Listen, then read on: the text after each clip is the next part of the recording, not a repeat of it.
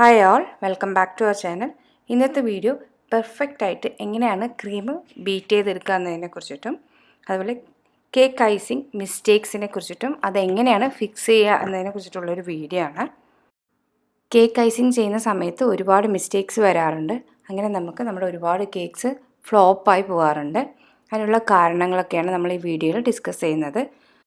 എന്തൊക്കെ ടൈപ്പിലാണ് ക്രീം വരുന്നത്, ക്രീം എങ്ങനെയാണ് ബീറ്റ് ചെയ്യേണ്ടത്, എത്ര സമയം ബീറ്റ് ചെയ്യണം, അതെങ്ങനെയാണ് സ്റ്റോർ ചെയ്ത് വെക്കേണ്ടത്, അതുപോലെ കേക്ക് ഐസിങ് ചെയ്യുന്ന സമയത്ത് വരുന്ന ചില മിസ്റ്റേക്കുകളുണ്ട്. അത് കാരണം നമ്മുടെ കേക്ക് തന്നെ ഫ്ലോപ്പായി പോകാറുണ്ട്. അതുപോലെ കേക്ക് ഐസിങ്ങിന് യൂസ് ചെയ്യുന്ന കളേഴ്സ് എപ്പോഴാണ് ആഡ് ചെയ്യേണ്ടത്, അതെങ്ങനെയാണ് യൂസ് ചെയ്യേണ്ടതിനെ കുറിച്ചിട്ടുള്ളൊരു വീഡിയോ ആണ്. ഇത് കുറച്ച് പേർക്കെങ്കിലും യൂസ്ഫുൾ ആയിട്ടുള്ളൊരു ബേക്കിംഗ് ടിപ്സാണ്. അപ്പോൾ നമുക്ക് വീഡിയോയിലേക്ക് പോകാം. ആദ്യം നമുക്ക് ക്രീം എന്താണെന്ന് പറഞ്ഞുതരാം, എന്നിട്ട് ഞാൻ വിപ്പിംഗ് ക്രീമിനെ കുറിച്ച് പറഞ്ഞുതരാം. ക്രീം തന്നെ രണ്ട് തരത്തിൽ വരുന്നുണ്ട്. കേക്കിലൊക്കെ യൂസ് ചെയ്യുന്ന ക്രീം രണ്ട് തരത്തിൽ വരുന്നുണ്ട്. ഒന്ന് ഡയറി ക്രീമായിട്ടും മറ്റൊന്ന് നോൺ ഡയറി ക്രീമായിട്ടും. ഇതാണ് ബേക്കിംഗ് പഠിക്കുന്ന ഒരാൾക്ക് ബേസിക്കായിട്ട് അറിഞ്ഞിരിക്കേണ്ട ഏറ്റവും പ്രധാനപ്പെട്ട ബേക്കിംഗ് ടിപ്സ് എന്ന് പറയാം. നമ്മളെടുക്കുന്ന ക്രീം അല്ലെങ്കിൽ കടയിൽ നിന്ന് നമ്മൾ വാങ്ങുന്ന ക്രീം ഡയറി ക്രീമാണോ നോൺ ഡയറി ക്രീമാണോ എന്ന് ആദ്യം നോക്കിയിരിക്കണം. ഇനി ഡയറി ക്രീം എന്താണെന്ന് നോക്കാം. ഡയറി ക്രീം എന്ന് പറഞ്ഞാൽ പാലിൽ നിന്നും പാൽ ഉൽപ്പന്നത്തിൽ നിന്നും ഉണ്ടാക്കിയെടുക്കുന്ന ഒരു പ്രൊഡക്റ്റാണ് ഈ ഡയറി ക്രീം എന്ന് പറയുന്നത്. അതിനെയാണ് നമ്മൾ ഈ ഫ്രഷ് ക്രീം എന്ന് പറയുന്നത്. അതിൻ്റെ ഫാറ്റ് കണ്ടൻറ്റ് വളരെ കുറവാണ്. ഫാറ്റ് കണ്ടൻറ്റ് കുറയുന്നതുകൊണ്ട് എന്താ സംഭവിക്കുന്നത് പറഞ്ഞാൽ നമുക്ക് സ്റ്റിഫായിട്ട് പീക്ക് ചെയ്തെടുക്കാൻ വളരെ ബുദ്ധിമുട്ടാണ്. അതുകൊണ്ടാണ് നമ്മൾ വീട്ടിലേക്ക് ഉണ്ടാക്കുന്ന ക്രീം കേക്കിലൊക്കെ യൂസ് ചെയ്യുന്ന സമയത്ത് അത് മെൽട്ടായി പോകുന്നത്. സാധാരണയായിട്ട് ഇങ്ങനത്തെ ക്രീം നമ്മൾ സൂപ്പിലേക്കും ഐസ്ക്രീം, ഡെസേർട്ട് എന്നതിലേക്കാണ് നമ്മൾ യൂസ് ചെയ്യുന്നത്. ഇനി ഡയറി ക്രീമിൽ തന്നെ പല തരത്തിലുള്ള ക്രീമുകൾ വരുന്നുണ്ട്. Light cream, half and half cream, cooking cream, whip cream, heavy cream, double cream എന്ന് പല രാജ്യങ്ങളും പല പേരുകളിലായിട്ട് നമുക്ക് ധാരാളമായിട്ട് ഈ ക്രീമുകൾ കണ്ടുവരാറുണ്ട്. ഇനി ഫ്രഷ് ക്രീം എന്താണെന്ന് നമുക്ക് നോക്കാം. ഫ്രഷ് ക്രീം എന്ന് പറഞ്ഞാൽ അതിൻ്റെ ഫാറ്റ് കണ്ടൻറ്റ് വരുന്നത് 25% ഓർ ലെസ് ആയിരിക്കും സാധാരണയായിട്ട് വരുന്നത്. അൽമറായുടെ അല്ലെങ്കിൽ പക്ക് അല്ലെങ്കിൽ അമുലിൻ്റെ ബ്ലൂ പാക്കൊക്കെ വരുന്നത് 25%ലാണ് അതിൻ്റെ ഫാറ്റ് കണ്ടൻറ്റ് വരുന്നത്. ഇങ്ങനത്തെ ക്രീം വെച്ച് നമ്മൾ വിപ്പ് ചെയ്യുകയാണെങ്കിൽ അത് സ്റ്റിഫ് പീക്കാവില്ല. നമ്മുടെ കേക്ക് ഐസിങ് ചെയ്യുന്ന സമയത്ത് അത് മെൽട്ടായി പോകുന്നതിൻ്റെ കാരണം ഒന്നാണ്. അതുകൊണ്ട് ഫ്രഷ് ക്രീമല്ല നമ്മൾ കേക്കിലേക്ക് യൂസ് ചെയ്യുന്നത്. ഇതൊക്കെ നമുക്ക് ഗനാഷ് അല്ലെങ്കിൽ സൂപ്പ്, ഐസ്ക്രീം, ഡെസേർട്ട്സിലേക്ക് യൂസ് ചെയ്യണമെങ്കിൽ നല്ല യമ്മി ആയിരിക്കും ഈ ക്രീം യൂസ് ചെയ്യുന്ന സമയത്ത്. ഇനി വിപ്പ് ക്രീം എന്താണെന്ന് നോക്കാം. അതായത് ക്രീം ഒന്നും കൂടി പാസ്ചറൈസ് ചെയ്തിട്ട് അതിലേക്ക് വെജിറ്റബിൾ ഗം ആഡ് ചെയ്ത് കൊടുക്കും. അപ്പോൾ ഇതൊന്നും കൂടി സ്റ്റിഫായിട്ട് ബീറ്റ് ചെയ്തെടുക്കാൻ പറ്റും. അങ്ങനെയുള്ള ക്രീമിനെയാണ് വിപ്പ് ക്രീം എന്ന് പറയുന്നത്. ഇതുപയോഗിച്ച് നമുക്ക് കേക്കൊക്കെ ഐസ് ചെയ്ത് എടുക്കാൻ പറ്റും, പക്ഷേ മെൽട്ടായി പോകും. അതുകൊണ്ട് ഹോം യൂസേജിന് വേണമെങ്കിൽ നമുക്ക് ഇങ്ങനത്തെ ക്രീം വെച്ചിട്ട് നമുക്ക് ഐസ് ചെയ്തെടുക്കാം. നമ്മൾ ഓർഡറൊക്കെ എടുക്കുന്നവരാണെങ്കിൽ ഇത് സ്യൂട്ടബിൾ അല്ല. പിന്നെ ഒരുപാട് നേരം ക്രീം ബീറ്റ് ചെയ്യുകയാണെങ്കിൽ അത് ബട്ടറായി മാറും. അമുലിൻ്റെ റെഡ് കളറിൽ വരുന്ന പാക്ക്, അൽമറായ്, അതുപോലെ പക്ക്, ഇതുപോലെ പല പേരിൽ ക്രീം വരുന്നുണ്ട്. അപ്പോൾ ഇത് എടുക്കുമ്പോൾ ഒന്ന് പ്രത്യേകം ശ്രദ്ധിക്കുക. 30 മുതൽ 35% വരെ വരുന്ന ഫാറ്റ് വരുന്ന ക്രീമിനെയാണ് വിപ്പ് ക്രീം എന്ന് പറയുന്നത്. നിങ്ങൾക്ക് എൻ്റെ വീഡിയോയിൽ ഇതിന് വ്യക്തമായിട്ട് നിങ്ങൾക്ക് കാണാൻ പറ്റും ഇത് നമ്മൾ ബീറ്റ് ചെയ്തെടുക്കുമ്പോൾ ഉണ്ടാകുന്ന ചേഞ്ചസ്. ഇനി വരുന്നത് ഹെവി ക്രീം. ഹെവി ക്രീം എന്ന് പറഞ്ഞാൽ എബവ് 36% ഫാറ്റ് വരുന്ന ക്രീമിനെയാണ് ഹെവി ക്രീം എന്ന് പറയുന്നത്. അതുപയോഗിച്ച് നമുക്ക് ബീറ്റ് ചെയ്തെടുക്കാം. പിന്നെ വന്നത് ഡബിൾ ക്രീം അല്ലെങ്കിൽ എക്സ്ട്രാ ഹെവി ക്രീം എന്നാണ് പറയുന്നത്. അത് 38% to 40% വരുന്ന ഫാറ്റ് വരുന്ന ക്രീമിനെയാണ് എക്സ്ട്രാ ഹെവി ക്രീം അല്ലെങ്കിൽ ഡബിൾ ക്രീം എന്ന് പറയുന്നത്. അത് ഹോൾസെയിലായിട്ടാണ് ലഭിക്കാറുള്ളത്. നമുക്ക് റീറ്റെയിലായിട്ട് ലഭിക്കാൻ ഇത്തിരി ബുദ്ധിമുട്ടാണ് അങ്ങനത്തെ ക്രീം കിട്ടാൻ. ആദ്യം നമുക്ക് ഡയറി ക്രീം എങ്ങനെയാണ് ബീറ്റ് ചെയ്തെടുക്കുക, ആ ബീറ്റ് ചെയ്യുന്ന സമയത്ത് എന്തൊക്കെ കാര്യം ശ്രദ്ധിക്കണമെന്ന്, എങ്ങനെയൊക്കെയാണ് ബീറ്റ് ചെയ്യുന്നതിനെ കുറിച്ചിട്ട് ഞാൻ ഈ വീഡിയോയിൽ ഉൾപ്പെടുത്തിയിട്ടുണ്ട്. ഞാൻ ഇവിടെ അൽമറായുടെ 250 ml ഒരു പാക്കാണ് എടുത്തിരിക്കുന്നത്. ഒരു ബൗളിലേക്ക് നമ്മൾ ഈ ക്രീം ഒഴിച്ചു കൊടുക്കുക. ഞാൻ അൽമറായുടെ ഡയറി ക്രീമാണ് എടുത്തിരിക്കുന്നത്. ഇനി ബീറ്ററും ബൗളും വേണമെങ്കിൽ ഫ്രീസറിൽ വെച്ചിട്ട് ഒന്ന് തണുപ്പിച്ചെടുക്കാം. ക്രീം ഫ്രീസറിൽ വെച്ചിട്ട് ഒരു അരമണിക്കൂർ വെച്ചിട്ട് തണുപ്പിച്ചിട്ട് എടുത്താലും മതി. ഞാൻ ക്രീം മാത്രമാണ് തണുപ്പിച്ചെടുത്തിരിക്കുന്നത്. ബീറ്റർ തണുപ്പിച്ചെടുക്കണമെന്നില്ല.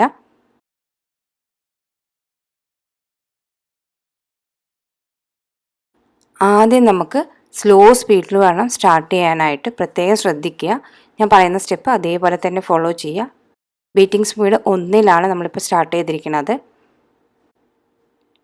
ഇതേപോലെ തന്നെ സ്പീഡിൽ മെയിൻറ്റെയിൻ ചെയ്തിട്ട് ബീറ്റ് ചെയ്യാം. ക്രീം അല്പം തിക്കായി വരുന്ന സമയത്ത് നമുക്ക് പതുക്കെ 2 സ്പീഡ് കൂട്ടിയിട്ട് കൊടുക്കാം. അല്ലാതെ പെട്ടെന്ന് സ്പീഡ് കൂട്ടിയിട്ട് കൊടുക്കരുത്. ഗ്രാജുവലി ഒരു 3 വരെ ഇട്ടിട്ട് ബീറ്റ് ചെയ്തെടുക്കുന്നതായിരിക്കും നല്ലത്. ഓവറായിട്ട് ബീറ്റ് ചെയ്തെടുക്കരുത്. ഡയറി ക്രീമാണ്, പെട്ടെന്ന് അത് ബട്ടറായിട്ട് മാറും. ഒരു 2-3 മിനിറ്റ് ഇതുപോലെ ബീറ്റ് ചെയ്ത് കഴിഞ്ഞാൽ ഇനി നമുക്കിതിലേക്ക് പൗഡർ ഷുഗർ ആഡ് ചെയ്ത് കൊടുക്കാം. ഇതിൽ പഞ്ചസാര ഇല്ലാത്തത് കൊണ്ട് നമുക്കിതിലേക്ക് പൗഡർ ഷുഗർ ആഡ് ചെയ്ത് കൊടുക്കുന്നുണ്ട്. 1-2 ടേബിൾ സ്പൂൺ പഞ്ചസാര ആഡ് ചെയ്ത് കൊടുക്കുക. ചിലവർ ഇതിൽ കോൺഫ്ലവർ ആഡ് ചെയ്ത് കൊടുക്കാറുണ്ട്. അല്ലെങ്കിൽ മിൽക്ക് പൗഡർ വേണമെങ്കിൽ നമുക്ക് ആഡ് ചെയ്ത് കൊടുക്കാം. അതൊന്ന് തിക്കായി കിട്ടാൻ വേണ്ടിയിട്ട്. ജലാറ്റിനോ അല്ലെങ്കിൽ അഗറോ വേണമെങ്കിൽ നമുക്കിത് ആഡ് ചെയ്ത് കൊടുക്കാം. ഇതാണ് സോഫ്റ്റ് പീക്ക് എന്ന് പറയുന്നത്. നമ്മൾ ഏത് സ്പീഡിലാണോ നമ്മൾ ബീറ്റ് ചെയ്തുകൊണ്ടിരിക്കുന്നത് അതേ സ്പീഡ് നമ്മൾ കണ്ടിന്യൂ ചെയ്തുകൊണ്ടിരിക്കണം. ഒരിക്കലും താഴോട്ട് കുറയ്ക്കരുത്, സ്പീഡ് കുറയ്ക്കരുത്. നിങ്ങൾക്ക് കാണാൻ പറ്റും, ഇതാണ് സോഫ്റ്റ് പീക്ക് എന്ന് പറയുന്നത്. നമ്മൾ 3 ബീറ്റ് ചെയ്യുന്നതെങ്കിൽ അതേ സ്പീഡിൽ തന്നെ തുടർന്നും ബീറ്റ് ചെയ്യുക. തിരിച്ച് 2-1 വരരുത്. അങ്ങനെ വരികയാണെങ്കിൽ നമ്മുടെ ക്രീം വളരെ ലൂസായി പോകും. ഇനി നമുക്ക് 1-2 മിനിറ്റ് ബീറ്റ് ചെയ്ത് കഴിയുമ്പോൾ നമുക്കതിൻ്റെ സ്റ്റിഫ് പീക്ക് ആയോ എന്ന് നോക്കാം. ഇതാണ് ഇതിൻ്റെ സ്റ്റിഫ് പീക്ക് എന്ന് പറയുന്നത്. ക്രീം താഴെ വീഴാതെ നിൽക്കും. ഇത് ഡയറി ക്രീമാണ്. ഇതിന് കൂടുതൽ ഇനി ബീറ്റ് ചെയ്യാൻ പറ്റില്ല. ഇനി കൂടുതൽ ബീറ്റ് ചെയ്താൽ എന്താണ് സംഭവിക്കുന്നത് നമുക്ക് നോക്കാം.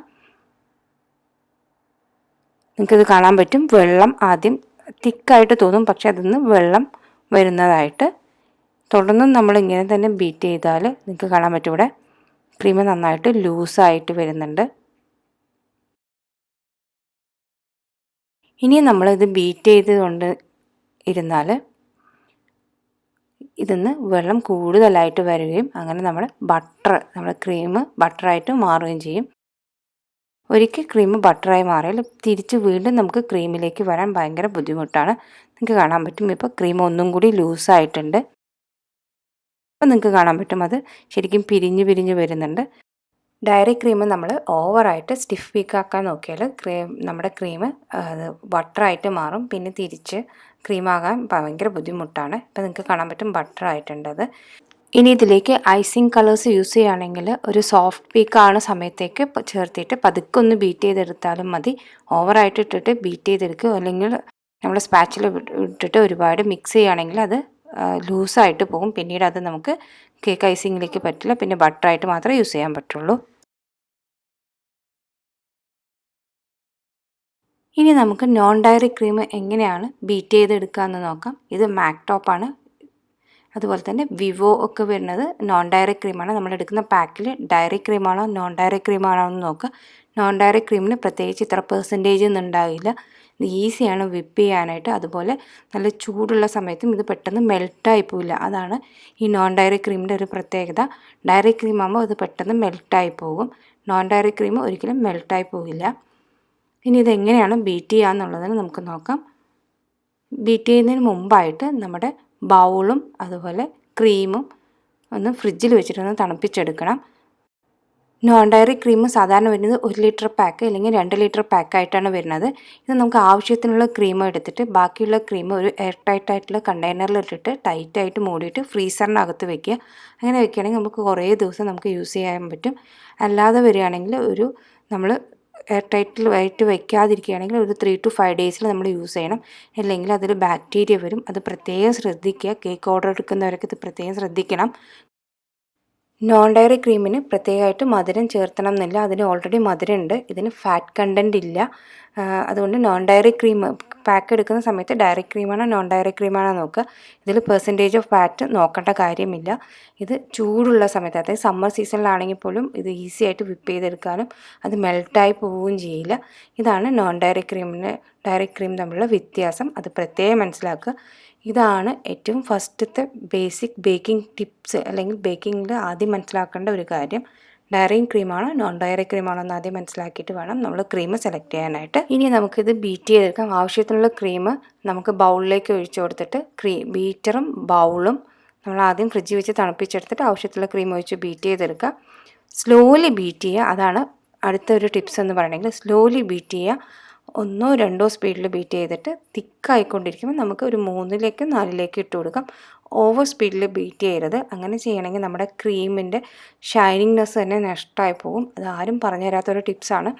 ഇനി നോൺ ഡയറി ക്രീം ബീറ്റ് ചെയ്യുമ്പോൾ വേറൊരു ടിപ്സ് എന്താണെന്ന് പറഞ്ഞാൽ എപ്പോഴും ബീറ്റിംഗ് ചെയ്യുന്നത് ഒരു 3 or 4 ബീറ്റ് ചെയ്യുന്നതായിരിക്കും ഏറ്റവും നല്ലത്. അങ്ങനെ ബീറ്റ് ചെയ്യുമ്പോൾ ഒന്നാമത്തെ ടിപ്സ് എന്താണെന്ന് പറഞ്ഞാൽ നമ്മുടെ ക്രീമിനുള്ള ഷൈനിങ് ഒട്ടും നഷ്ടപ്പെടില്ല. നല്ല ഷൈനിങ് ആയിരിക്കും നമ്മുടെ ക്രീം ഉണ്ടാകുക. ഓവറായിട്ട് ബീറ്റ് ചെയ്താൽ ക്രീം ഡ്രൈ ആയി പോകും. അപ്പോൾ നിങ്ങൾക്ക് കാണാൻ പറ്റും ഇത് ബീറ്ററിൻ്റെ മാർക്ക് വരുന്നുണ്ട്. ഇനി നമുക്ക് ഈ ക്രീമിൻ്റെ കൺസിസ്റ്റൻസി ഒന്ന് ചെക്ക് ചെയ്ത് നോക്കാം. ഇപ്പോൾ നിങ്ങൾക്ക് കാണാൻ പറ്റും ഇതാണ് സോഫ്റ്റ് പീക്ക് എന്ന് പറയുന്നത്. ഇത് വെച്ചിട്ട് നമുക്ക് കേക്ക് ഐസിങ് ചെയ്യാനും അതായത് ഫ്രോസ്റ്റിങ്ങിന് വരെ ഇതാണ് നല്ലത്. ഓവറായിട്ട് ബീറ്റ് ചെയ്യേണ്ട. നമ്മൾ ഷാർപ്പ് എഡ്ജൊക്കെ എടുക്കാൻ ബെസ്റ്റ് നമ്മൾ സോഫ്റ്റ് പീക്ക് തന്നെയാണ്. നിങ്ങൾക്ക് കാണാം ക്രീം താഴെ വീഴില്ല. ഈ സ്റ്റേജ് ആകുമ്പോൾ നമുക്ക് ബീറ്റർ സ്റ്റോപ്പ് ചെയ്യാം.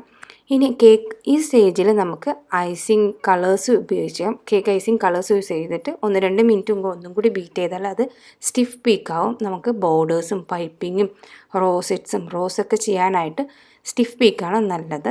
അപ്പോൾ അതൊന്ന് പ്രത്യേകം ശ്രദ്ധിക്കുക.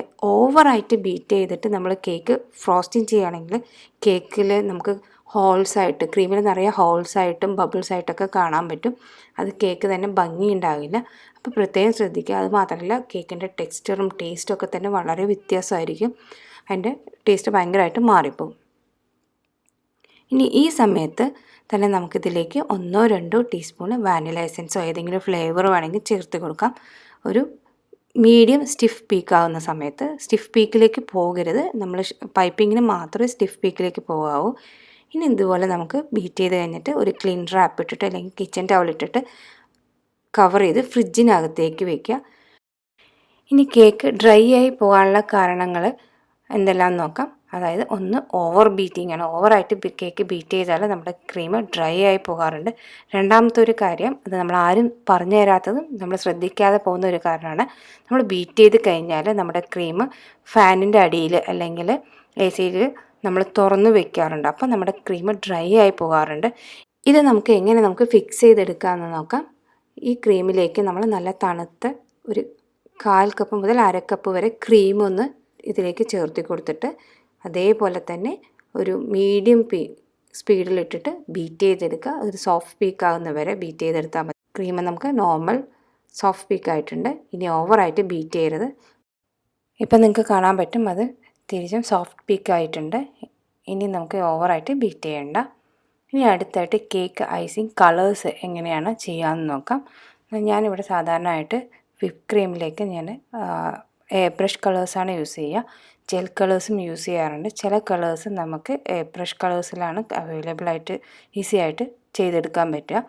ഇനി ലിക്വിഡ് കളേഴ്സ് യൂസ് ചെയ്യുമ്പോൾ ഒരുപാട് ലിക്വിഡ് കളേഴ്സ് യൂസ് ചെയ്യരുത്. ക്രീം മെൽട്ടായി പോകും. അതൊന്ന് പ്രത്യേകം ശ്രദ്ധിക്കുക. എയർ ബ്രഷ് കളേഴ്സ് ആകുമ്പോൾ അതിൻ്റെ ബെനിഫിറ്റ്സ് എന്താണെന്ന് പറഞ്ഞാൽ കൂടുതൽ കളേഴ്സ് ആഡ് ചെയ്യേണ്ട. ഓൺലി ഔട്ടർ പാർട്ട് മാത്രമാണ് അത് നമ്മൾ എയർ ബ്രഷ് ചെയ്യുന്നത്. കേക്ക് കഴിക്കുമ്പോൾ ഉള്ളിൽ ക്രീമായിരിക്കും, കളേഴ്സ് ഉണ്ടാവില്ല. ഇതാണ് എയർ ബ്രഷ് കളേഴ്സിൻ്റെ ഒരു പ്രത്യേകത. എല്ലാവർക്കും എൻ്റെ വീഡിയോ ഇഷ്ടമായെന്ന് പ്രതീക്ഷിക്കുന്നു. എല്ലാവരും എൻ്റെ ചാനൽ ഒന്ന് സബ്സ്ക്രൈബ് ചെയ്യുക, ലൈക്ക് ചെയ്യുക, ഷെയർ ചെയ്യുക. പുതിയ റെസിപ്പിയും പുതിയ വീഡിയോയും പുതിയ ടെക്നിക്സായിട്ട് നമ്മൾ ഉടനെ തന്നെ വീണ്ടും കാണാം.